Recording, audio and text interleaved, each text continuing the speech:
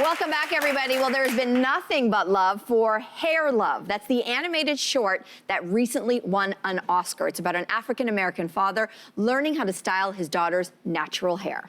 Our next guest is a professor at Ryerson University who literally wrote the book on the subject of Black hair and beauty, but through a Canadian lens. She's the author of Beauty in a Box, Detangling the Roots of Canada's Black Beauty Culture. Please welcome Professor Cheryl Thompson. Cheryl, it's great to have you with us. Thank you. It's good to be here. I have to say, when I first started reporting, so this is back late 80s, early 90s, I would have loved to wear braids. Braids were a big thing back then. Yes. But somehow I thought, that's not gonna fly. Right. That's not acceptable to be reporting and wearing braids. And so I went with a straighter style, a more conservative style. I went with what would be deemed good hair, right? In the Black community, there's that term, yes, good hair. Oh, yes. So tell us more about that and whether or not you had a similar experience. Right, so first of all, the good hair thing, let me just clear that up. So basically, that's this idea of long, straight, silky hair. And if it isn't long, straight, and silky, then it's bad hair, right? And it's also this idea of you wear the good hair for, like you said, work, you got a date, you're going to church, you got to have the good hair. So for me, I remember, same like you, I worked in a corporate world, and I was one of those Black women who used a chemical straightener for 16 years, and I wore a ponytail. I was stuck in the ponytail hairdo. And I remember I went home, I came to work one day, and this coworker was like, why don't you wear your hair down? I'm just really curious to know what it looks like. And I thought, okay. So I went home the night, got up early, did the whole curl, wore it down, came to work, and I was shocked to know the entire department shut down because I had worn my hair down. Literally, there were 30 people around the cubicle, and they wanted to touch it, and it's like, oh, it's amazing. And I thought, can I just do my job? It's just a hairdo. So that was when I realized that it's not just hair. Like it does something else. Even when you don't think it's doing something, it's doing something. And your hair is very different now. Yes, it is.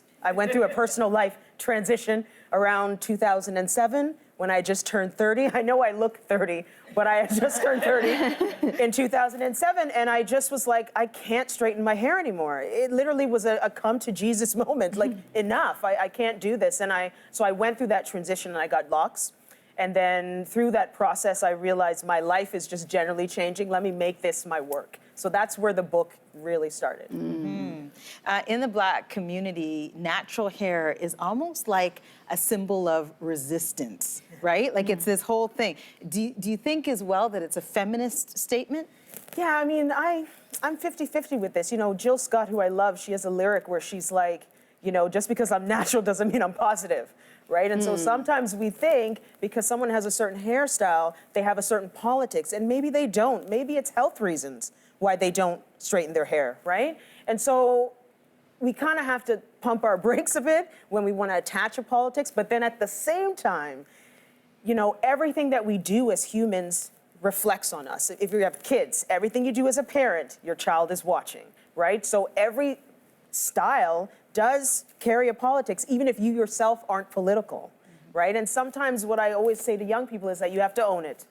You know, just own the fact that if you rock dreads, that's probably gonna come with a lot of meaning, and you have to attach yourself to that meaning on some level.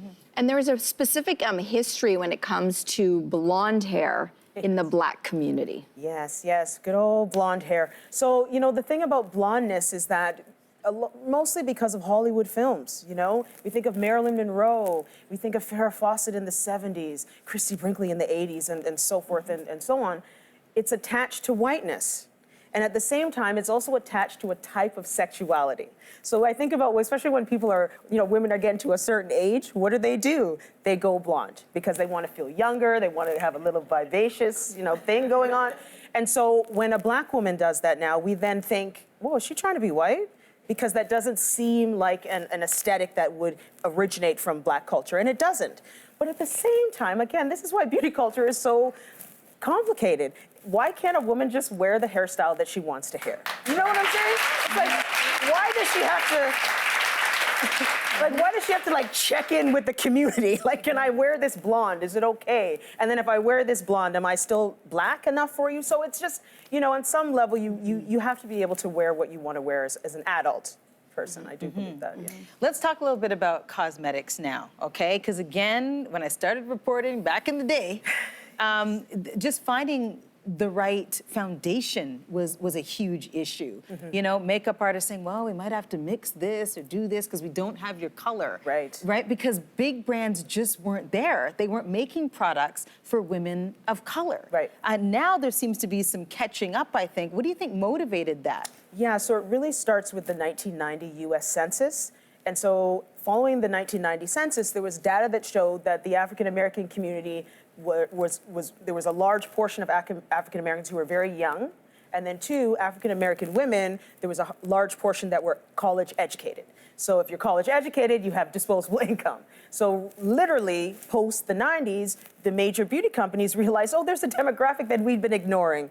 What happened? So then what they did was they started to make products geared towards this community. But then at the same time in the 1990s, if any of you remember, there was like a little mecca that happened, right? There were films, TV shows, the runway, fashion mags. It was as if everything was going black, but cosmetics had still mostly been a white-dominated product, right? So they sort of just caught up to speed with what was kind of happening collectively.